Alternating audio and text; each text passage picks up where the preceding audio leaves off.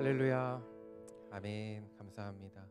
세상을 살아가다 보면 자랑할 것들이 참 많아 보입니다. 저의 짧은 인생을 돌아봐도 시기마다 자랑의 목록이 화려했음을 느끼게 됩니다. 어릴 적에는 밥 한 그릇을 남기지 않고 다 먹었던 것이 저의 자랑이었습니다. 받아쓰기를 100점을 맞고 달리기 1등한 것이 세상 제일 가는 자랑이었습니다. 학생이 되어서는 성적표의 숫자들 그리고 상장의 개수, 더 나아가서 공부할 수 있는 대학이 저의 훈장이 되어 주었습니다. 성도님들의 삶은 어떠십니까? 좋은 가정과 또 직장, 그리고 눈에 넣어도 아프지 않을 그 자녀들을 바라볼 때, 그 자녀들이 잘 자랄 때 기분 좋은 자랑거리가 아닐까 싶습니다. 때로는 넉넉한 재정이나 사회적 명예가 우리의 존재를 증명해주는 든든한 배경처럼 느껴지기도 합니다. 그런데 우리 인생을 돌아보면 이 자랑들은 참으로 상대적이구나를 깨닫게 됩니다. 죽음의 문턱에 선 병자에게 수억 원을 호가하는 명품 가방이 어떤 의미가 있을까요? 아마 아무런 의미가 없을 것입니다. 그에게 지금 가장 필요한 것은, 당장 필요한 것은 나를 뽐내줄 명품이 아니라 내 생명을 고쳐줄 명의일 것입니다. 이처럼 세상이 귀하게 여기는 학벌과 외모와 또 재산과도 같은 것들이 지금은 당장 대단해 보여도 그 영원한 관점에서 보면 그 가치가 달라질 수 있구나를 깨닫게 하는 것입니다. 그렇다면 오늘 우리는 이 예배의 자리에서 함께 질문을 던져볼 수 있어야 하겠습니다. 어떤 질문인고 하니, 내 나이와 형편, 시대와 가치관이 변해도 절대 변하지 않는 자랑이 있을까? 내 생명을 걸어도 아깝지 않은 영원한 자랑이 있을까? 그것이 오늘의 질문입니다. 야고보는 오늘 본문을 통해 일시적인 자랑이 아닌 소망이 있는 영원한 자랑이 있다라고 이야기해 줍니다. 이 질문을 마음에 품고 함께 말씀을 나눠보도록 하겠습니다. 우리 함께 8절 말씀을 함께 읽도록 하겠습니다. 두 마음을 품어. 아멘.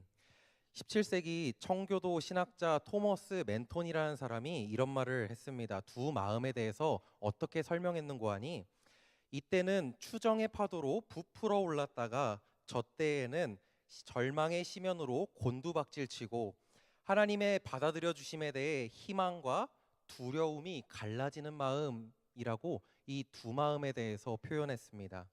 쉽게 표현하자면 자랑거리가 생기면 하늘을 찌를 듯한 교만으로 살아가지만, 그것이 자랑거리가 사라지면 곧장 절망하게 되는, 마치 바람에 흔들리는 갈대와 같은 그 마음이 바로 두 마음이라는 것입니다. 여기서 우리는 중요한 사실을 하나 발견할 수 있습니다. 그것은 자랑의 대상이 마음의 중심을 결정한다라는 것입니다. 다시 한번 말씀드리겠습니다. 자랑의 대상이 마음의 중심을 결정합니다. 세상의 것을 자랑하는 사람은 세상의 것이 흔들리면 같이 흔들립니다. 왜냐하면 사라질 세상의 것들에 뿌리를 내렸기 때문에 그 뿌리가 흔들리니 나 자신도 흔들리는 것입니다. 그래서 야고보는 두 마음을 경고하고 난 후에 곧바로 부와 가난의 문제에 대해서 나누게 됩니다. 왜 그렇습니까? 야고보가 살던 시대뿐만 아니라 지금 우리가 사는 시대까지 가장 강력한 두 마음의 원인이 바로 부와 가난에서 나오기 때문입니다.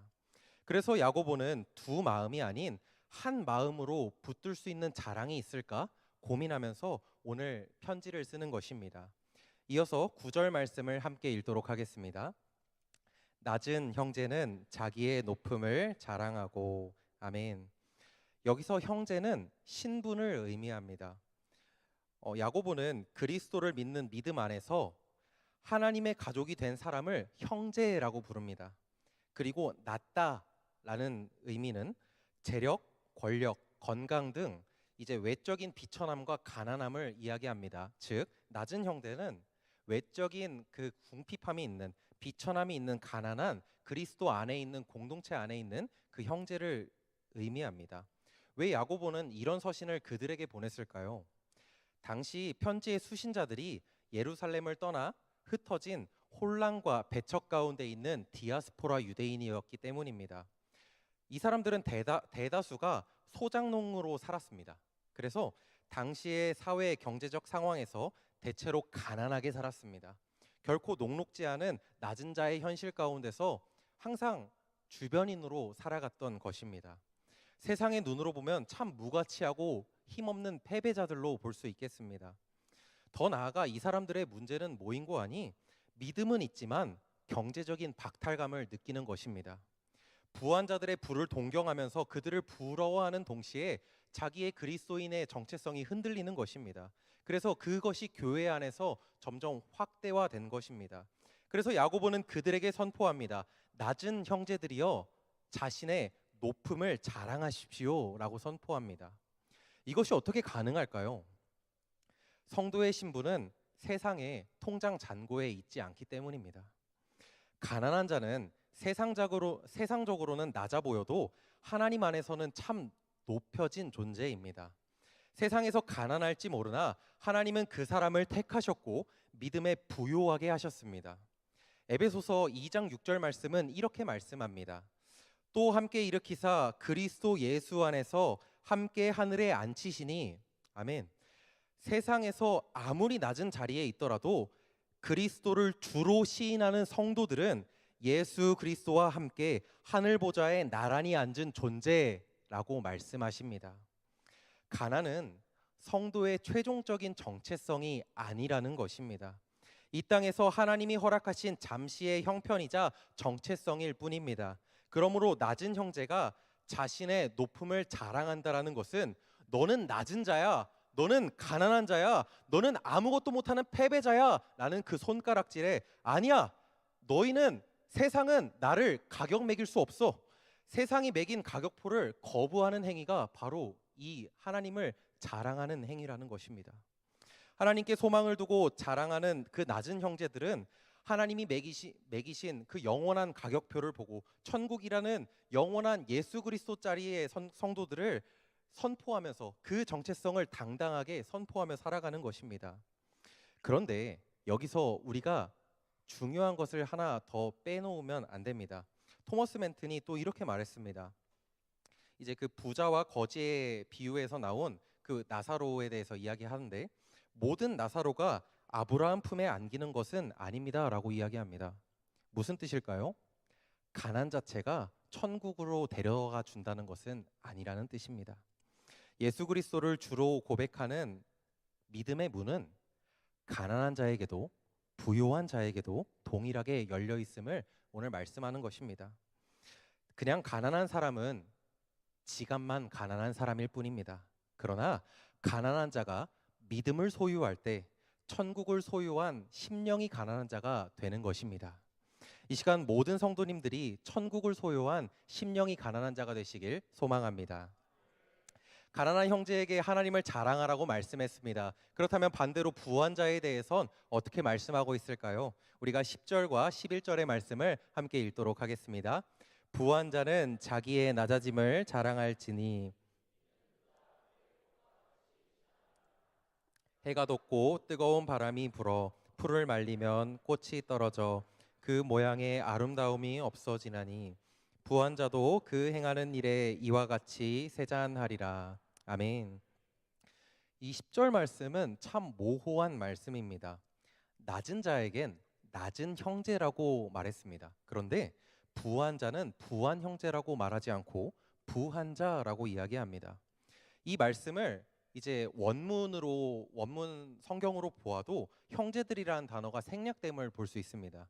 이것은 야고보가 단어를 생략하여서 의도적으로 경고하는 것입니다. 재물이라는 욕은 너무나도 강력합니다. 믿음이 있는 성도라고 할지라도 언제든 하나님보다 재물을 사랑하는 그 세상 부자와 닮아갈 수 있다라는 것입니다. 예수님도 이 위험을 아시고 어떻게 말씀하셨죠? 낙타가 바늘기로 나가는 것이 부자가 하나님의 나라에 들어가는 것보다 쉽다라고 말씀하셨습니다. 그래서 야고보는 부한 자는 자기의 낮아짐을 자랑하라라고 이야기합니다. 세상의 관점으로 보면 부자가 높아짐을 자랑하는 것은 참 당연한 일입니다. 그러나 복음의 논리는 조금 다릅니다. 부유한 성도가 진짜 자랑해야 할 것은 자신의 재산이 아니라고 하는 것입니다. 낮아짐을 자랑하라고 이야기합니다. 이것은 자신의 부가 하나님 앞에서 얼마나 작은 것인지를 깨닫고 재물이 아닌 하나님께 소망을 두는 그 겸손을 자랑하라고 말씀하는 것과 같습니다. 특별히 이 10절 말씀에 등장하는 낮아짐과 9절 말씀의 낮은 형제에서 낮음은 같은 표현입니다. 즉 가난한 자가 천하고 낮다면 부한 자도 그 나름대로 그 사람 안에 천하고 낮은 면이 있다라는 것을 지금 야고보는 강조하는 것입니다. 부한 자는 자신에게 천하고 낮은 면을 생각할 수 있는 지혜가 있어야 합니다. 자신의 비참함을 기억하며 하나님께 소망을 두는 것이 너무나도 소중한 지혜라고 오늘 야고보는 이야기합니다. 그 지혜를 소유한 사람이야말로 세상이 보기에가 아닌 하나님이 보시기에 위대한 부자, 겸손한 부자라고 소개하는 것입니다. 그렇다면 이 야고보는 왜 이렇게 부에 대해서 경계할까요? 다시 한번 본문 10절과 11절의 말씀을 함께 읽어보도록 하겠습니다. 노란색 글씨가 강조입니다. 같이 한번 읽어보겠습니다. 부한 자는 자기의 낮아짐을 자랑할지니 그는 그가 풀의 꽃과 같이 지나감이라. 해가 돋고 뜨거운 바람이 불어 그 모양의 아름다움이 없어지나니 부한 자도 그 행하는 일에 이와 같이 쇠잔하리라. 아멘. 야고보가 부를 경계하는 까닭은 부의 본성이 지나가는 것이기 때문입니다. 야고보는 이사야 40장 6절에서 7절 말씀을 인용해서 부를 풀의 꽃, 그러니까 꽃이라고 비유합니다. 이것을 보면서 한 가지 떠오른 게 있습니다. 얼마 전까지만 해도 교회 주차장에 벚꽃이 아름답게 피어 있었습니다.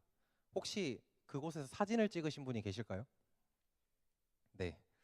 저희 학생부도 사진을 찍었는데요. 네, 이렇게 찍었습니다. 네, 네. 같이 예배 마치고 사진을 이렇게 찍어 보았습니다.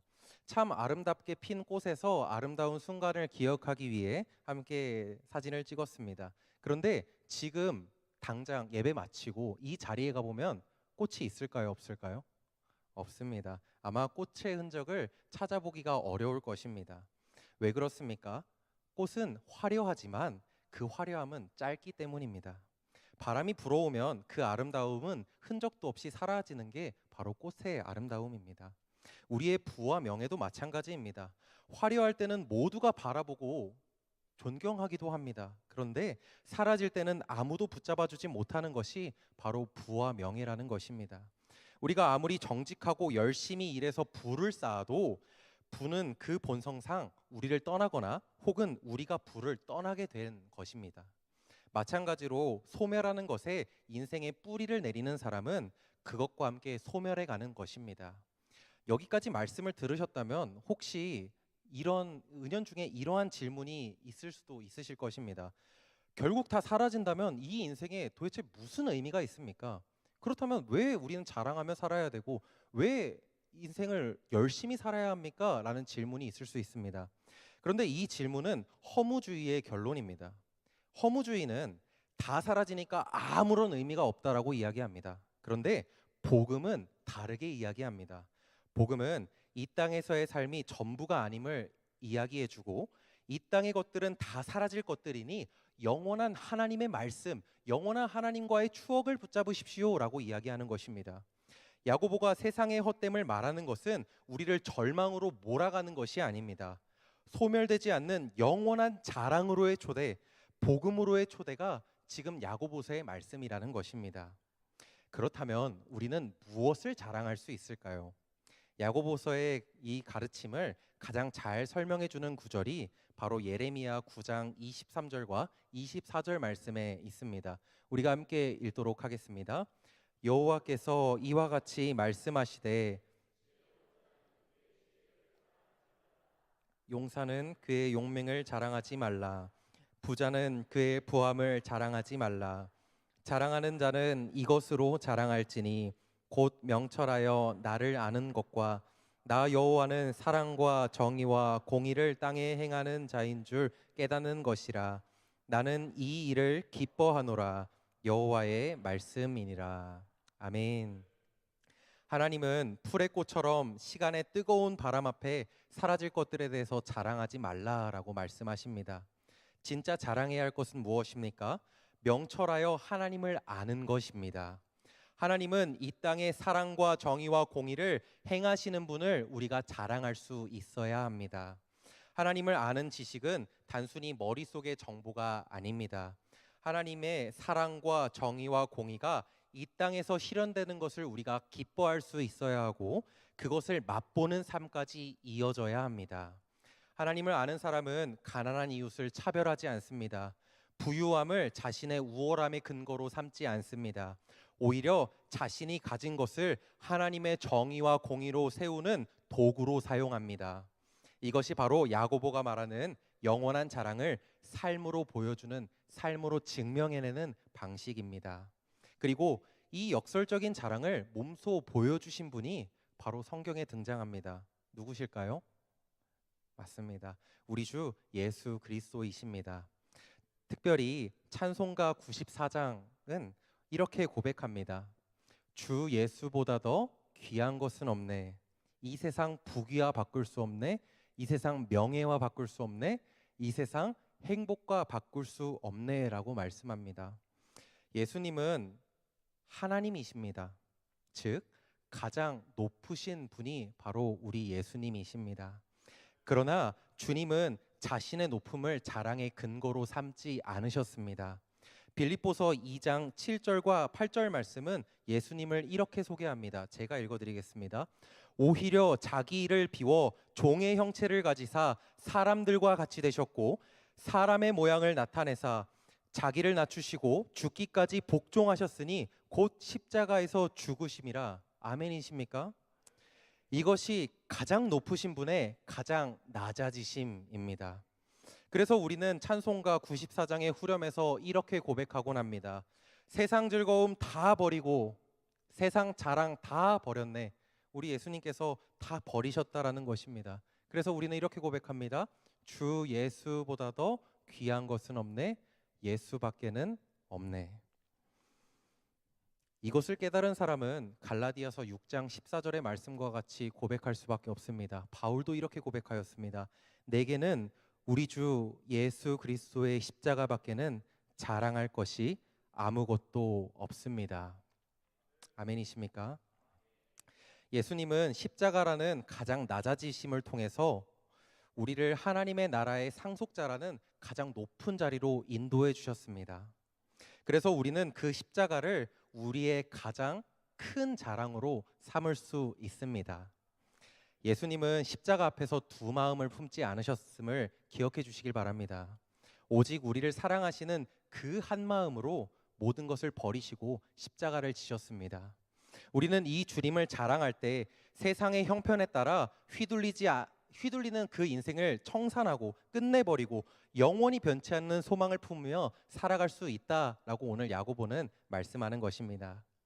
말씀을 정리하며 저는 저의 삶을 조금 다시 되돌아보는 시간을 갖게 되었습니다. 받아쓰기 100점이 자랑이었던 시절이 있다라고 말씀드렸습니다. 그런데 생각해 보니까 받아쓰기 80점을 맞고 90점을 맞으면 저는 항상 두려워서 떨었던 것 같습니다. 100점이 아니기 때문입니다. 최고가 아니기 때문입니다. 그 점수를 맞으면 자랑할 수 없고 칭찬받을 수 없다라고 생각했기 때문입니다. 성적표가 자랑이었던 시절이 있습니다. 좋은 대학이 저에게 계속 우상으로 다가오는 것입니다. 세상의 자랑은 언제나 더 많은 것을 요구합니다. 그리고 언제나 더 큰 불안을 남기고요. 사람을 불안에 떨게 만들고 두려움의 노예로 만듭니다.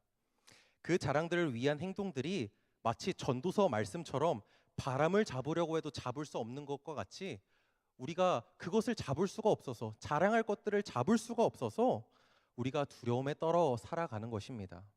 그러나 하나님을 자랑하는 사람은 다른 사람입니다. 가난해도 비참해지지 않습니다. 이미 하늘 보좌에 앉혀진 존재이기 때문입니다. 부유해도 교만해질 수 없습니다. 이 모든 것이 잠시 맡겨진 것을 알기 때문입니다. 흔들려도 무너지지 않습니다. 자랑의 뿌리가 흔들리지 않는 분께 굳게 내려가 박혀 있기 때문입니다. 사랑하는 성도 여러분, 진심으로 신뢰하고 믿고 따라도 배신당하지 않는 유일한 대상은 오직 예수 그리스도밖에 없음을 깨달으시는 오늘 밤이 되었으면 좋겠습니다. 그렇기에 우리의 자랑은 오직 한 분 예수 그리스도십니다. 아멘이십니까? 이 시간 그러한 신앙 고백을 담아서 같이 말씀으로 신앙을 선포하는 시간을 가졌으면 좋겠는데요. 이 말씀으로 설교를 마무리했으면 하려고 합니다. 고린도후서 6장 8절에서 10절 말씀을 함께 선포함으로써 천천히 말씀을 묵상하면서 우리의 신앙을 한번 고백해보는 시간을 갖도록 하겠습니다. 같이 읽도록 하겠습니다. 우리는 속이는 사람 같으나 진실하고 이름 없는 사람 같으나 유명하고 죽는 사람 같으나 보십시오 살아 있습니다. 징벌을 받는 사람 같으나 죽임을 당하는 데까지는 이르지 않고 근심하는 사람 같으나 항상 기뻐하고 가난한 사람 같으나 많은 사람을 부요하게 하고 아무것도 가지지 않는 사람 같으나 모든 것을 가진 사람입니다. 아멘. 오늘 우리의 이 밤의 고백이 이 말씀과도 같이 주 예수님밖에 없습니다. 나의 자랑은 오직 예수 그리스도 한 분밖에 없습니다. 고백하시는 우리 모든 성도님들 되시길 주님의 이름으로 축복드립니다.